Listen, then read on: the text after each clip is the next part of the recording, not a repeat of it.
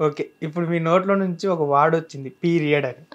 అది ఒకప్పుడు పీరియడ్ అంటే ఫుల్ స్టాప్. ఓకే ఓకే నాకు అది తెలుసు, దాని మీనింగ్ తెలుసు. కానీ కొన్ని ఇప్పుడున్న ఒకప్పుడున్న సిచ్యువేషన్ లో ఎవరు ఎందుకురా ఈవిడికి పిచ్చి పుట్టిందా, ఎందుకు ఇలాంటి మాటలు మాట్లాడుతుంది, కూర్చొని పీరియడ్స్ అసలు ఎవరైనా చెప్తారా బయటికి, అది ఇది అనేసి చాలా మంది వాగారు.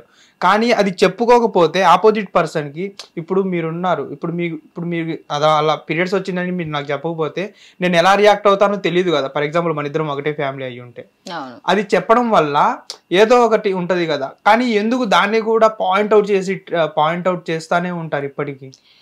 ఇప్పుడు ఆడపిల్లల పీరియడ్స్ గురించి రీసెర్చ్ ఎప్పుడు స్టార్ట్ అయింది తెలుసా? రియల్ బ్లడ్ తో అంటే ఆ అమ్మాయి పీరియాడిక్ హైజీనిక్ ప్రోడక్ట్స్ తయారు చేయడానికి దాని చుట్టూ తన హెల్త్ గురించి రీసెర్చ్ చేయడం 2023లో స్టార్ట్ అయింది. అంటే ఆడదాని పీరియడ్స్ గురించి డాక్టర్లే పట్టించుకోవట్లేదు. ఇప్పుడు నీకు ఎంపతి, ఒక మనిషికి నువ్వు పనికి రావాలన్నా, ఒక సొసైటీలో మనం నలుగురు కలిసి ఉండాలన్నా, ఒకరి గురించి ఒకరు అర్థం చేసుకోవాలంటే మాట్లాడకపోతే ఎట్లా? ఇవి మాట్లాడుకోవాల్సిన బేసిక్ టాపిక్స్, అవన్నీ ట్యాబు చేసేసారు. నాకు మాట్లాడే ధైర్యం ఉంది, అక్కడ అవసరం ఉంది దాని గురించి, అందుకే మాట్లాడుతున్నా. మాట్లాడడం అవసరం అని నేర్పిస్తున్నా. చాలా మంది కాల్స్ చేసి కూడా మిమ్మల్ని ఎందుకు మాట్లాడుతున్నావు అని కూడా మాట్లాడినట్టున్నారు కదా. అలాంటప్పుడు వాళ్ళకి ఏం సమాధానం చెప్పారు మీరు? ఇంటికి వెళ్ళి పడుకో అని చెప్తా, లేదా నా ఇంటర్వ్యూలు చూడని చెప్తా. Okay okay. మీరు చెప్పే సందర్భాల్లో కూడా నా దేశం వదిలి నేను బయటికి వెళ్ళను, నేను ఈ దేశంలోనే పుట్టాను, ఈ దేశంలోనే కలిసిపోతాను, నాకు US$ వద్దు, US కరెన్సీనే వద్దు, అలాంటి ఈ వార్డ్ వాడకూడదు, ఇలాంటి పాపిష్టి దేశం సొమ్ము నాకు వద్దు అనేసి అన్నారు. ఎందుకు? ప్రపంచంలో జరిగిన చాలా పాపాలు చేసిన మనుషుల్లో అమెరికా ఒకటైతే యూరోప్ ఒకటి, రెండు. ఎందుకని అలా? కొలోనైజర్స్ వాళ్ళంతా. అసలు అమెరికాలో ఉండే తెల్లోళ్ళు వాళ్ళు నేటివ్స్ కాదు, నేటివ్ అమెరికన్స్ వేరే ఉండే. వాళ్ళని చంపేసి ఘోరంగా ట్రామటైజ్ చేసి చంపేసి మొత్తం ఖరాబ్ చేసేసి వీళ్ళు ఇమిగ్రెంట్స్ వచ్చి ఇది మా ల్యాండ్ అని చెప్పి డిసైడ్ చేసుకొని వేరేళ్ళని మళ్ళీ ఇమిగ్రెంట్స్ అని ముద్రేసి వాళ్ళని ఇప్పుడు హరాస్ చేస్తున్నారు. ఈ రోజుకి కూడా మెక్సికన్స్ ని వాళ్ళని ఎంత ఘోరంగా హరాస్ చేస్తున్నారు. I don't have respect for that country. కానీ మీ మమ్మీ కూడా ప్రెజెంట్ US లోనే, మా చెల్లి US ఆర్మీలో ఉంది. ఆర్మీనా? ఏది US ఆర్మీయా? ఇక్కడ వాళ్ళు అక్కడ ఆర్మీ ఎలా? My sister was the last person to get in to army. వాళ్ళకి హిందీ మాట్లాడే ఒక ఇండియన్ పర్సన్ ఇన్ ఆర్మీ కావాల్సి ఉండే. Okay okay. సో అట్లా మా చెల్లి ట్రైన్ అయ్యి ఆర్మీలో ప్రెజెంట్. ఓకేనా? ఏ చెల్లి? మీన్ సెకండ్ ఫోర్త్ చెల్లి. ఇప్పుడు మీకు ఉన్న 5 sisters లో ఏ సిస్టర్ తో ఎక్కువ బాండింగ్ ఉంటుంది? చిన్న చెల్లి. సారీ, చిన్న చెల్లి. ఇప్పుడు డైలీ ఇప్పుడు తను ఇక్కడ ఉన్నారా? US లోనే ఉంటారు. మమ్మీ వాళ్ళతో ఉంటారా? మమ్మీ వాళ్ళతో ఉండరు, ఎవరు వాళ్ళు సపరేట్ ఉంటారు. మాట్లాడతాం వారంకి ఒకసారి 2-3 గంటలు మాట్లాడుకుంటాం. మమ్మీకి ఇప్పుడు మీకు రిలేషన్ ఏమైనా ఉందా అసలు? ఎవరితో? ఫ్యామిలీ మెంబర్స్ ఒక్కలతో కూడా? చెల్లి, ఓన్లీ చెల్లి ఒక్కతే, డాడీ లేదు, మమ్మీ లేదు, ఇద్దరు డివైడ్గా. మీరు ఇలాంటి సిచ్యువేషన్స్లో కూడా అంటే మీరు ఒక ప్రేమను ఎత్తుక్కుంటారు కదా, ఆ ప్రేమ అనేది ఏమన్నా దొరుకుతుందా ఇప్పుడు సొసైటీలో మీకు? చిన్నపంచి ప్రేమ వెతుక్కుంటూ ప్రేమ కోసం నాకు ప్రేమ కావాలి అని తిరుగుతుంటే నాకు అర్థమైన విషయం ఏంటంటే అందరు అదే పరిస్థితిలో ఉన్నారు, అందరు ప్రేమను వెతుక్కుంటూనే ఉన్నారు. తర్వాత నాకు అర్థమైంది ఏంటంటే ప్రేమ ఇయ్యగలిగే కెపాసిటీ మనకు ఉంటుంది, ప్రేమ కావాలనే అవసరం మనకు ఉంటుంది. సో నేను ప్రేమ కావాలి అనే దాంట్లో కంటే ప్రేమ ఇచ్చే దాంట్లో చూసుకోవడం స్టార్ట్ చేశా. అట్లా నేను మెంటల్లీ పీస్ఫుల్ అయిపోయా.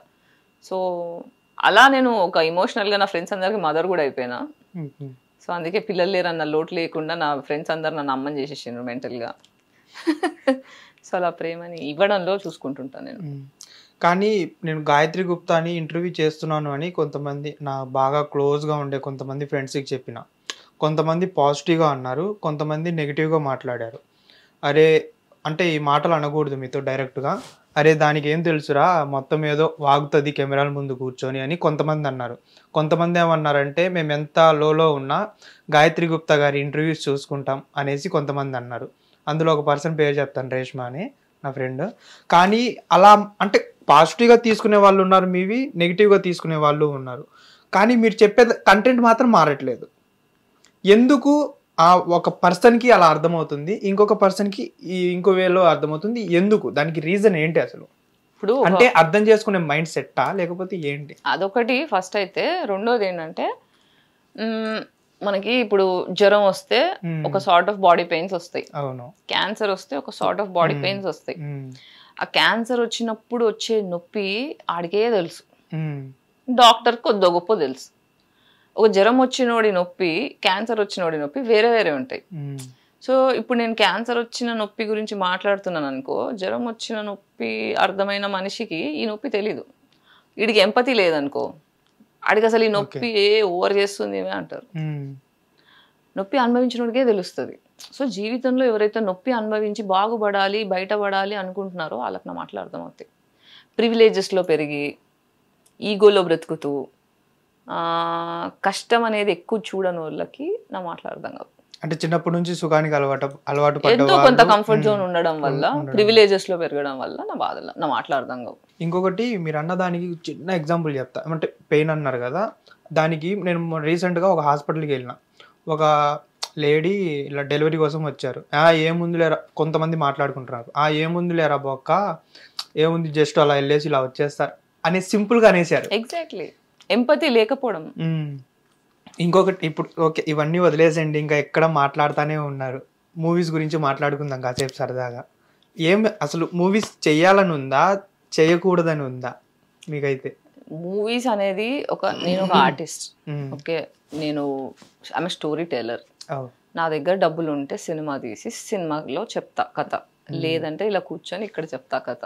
కథ అయితే చెప్తా, అది నా కథ చెప్తానా, నేను ఒకటి రాసి చెప్తానా అనేది నా అర్హత బట్టి, నా పరిస్థితుల బట్టి, నా స్తోమత బట్టి ఉంటాయి. So I can't stop telling.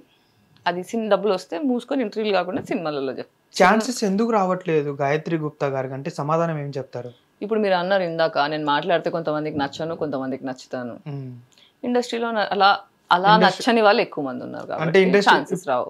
Okay, overall me opinion ఏంటి అంటే ఇండస్ట్రీలో స్ట్రైట్ ఫార్వర్డ్ గా ఉంటే మనకి ఏమి రావు. ఆడది అంటే ఒంగాల మాట్లాడొద్దు, సైలెంట్ గా ఆబ్జెక్టిఫై అవ్వడానికి రెడీ ఉండాలా, ఒపీనియన్స్ ఉండొద్దు, ఏం చెప్తుంది చెయ్యాలా, అంటే రావాలి, నువ్వు జస్ట్ పప్పెట్లా ఉండాలి, ఎక్కువ మాట్లాడకూడదు, ఎక్కువ ఒపీనియన్స్ ఉండకూడదు. అవన్నీ ఉండాలంటే మీ అయ్యా పెద్ద స్టార్ అయి ఉండాలా, లేదంటే ఫుల్ పైసలు ఉండాలి. అవి లేకపోతే మూసుకొని కూర్చో, మనతో కావు. ప్రెజెంట్ ఏమన్నా ఛాన్సెస్ వచ్చినాయా? వస్తున్నాయి, కానీ ఇండిపెండెంట్ సినిమాలు వస్తాయి, పెద్ద సినిమాలు రావు. మరి ఈ సినిమాలు వదిలేసి సీరియల్స్ సైడ్ ఏమన్నా ట్రై చేయొచ్చు కదా? అంటే నేను బిగ్ బాస్ కేసు పెట్టిన తర్వాత టీవీ వాళ్ళు కూడా ట్రిగర్ అయిపోయారు. హిట్ టీవీ యాప్, ఇందులో short news, live news, entertainment shows, movies, digital magazines తో పాటు మీ జిల్లా వార్తలను కూడా ఫ్రీగా చూడొచ్చు. ఇంకెందుకు ఆలస్యం, వెంటనే హిట్ టీవీ యాప్ ని డౌన్లోడ్ చేసుకుని ఫ్రీగా ఎంటర్టైన్మెంట్ పొందండి. Hit TV app, hit TV app, please download hit TV app. Hit TV app ని ఫ్రీగా డౌన్లోడ్ చేసుకుని ఎంజాయ్ చేయండి. మీకు నచ్చిన ఎంటర్టైన్మెంట్ కోసం హిట్ టీవీ యాప్ ని ఫ్రీగా డౌన్లోడ్ చేసుకుని ఎంజాయ్ చేయండి. హిట్ టీవీ యాప్ ని డౌన్లోడ్ చేసుకుని ఆస్వాదించండి, ఆశీర్వదించండి. ఇంతమంది సెలబ్రిటీలు హిట్ టీవీ యాప్ ని డౌన్లోడ్ చేసుకోండి అని చెప్తున్నారంటే ఎంత మంచి యాప్ ఆలోచించండి. అమెరికా అమెరికా అమెరికా అమెరికాలో చదవాలనుకునే వాళ్ళకి విశ్వసనీయమైన పేరు మన శౌర్య కన్సల్టెన్సీ. UK లో 1 year masters, UK లో 1 year masters, 2 years work permit up to 5 years visa. Contact Shaurya Consultancy. Contact 89851 89851.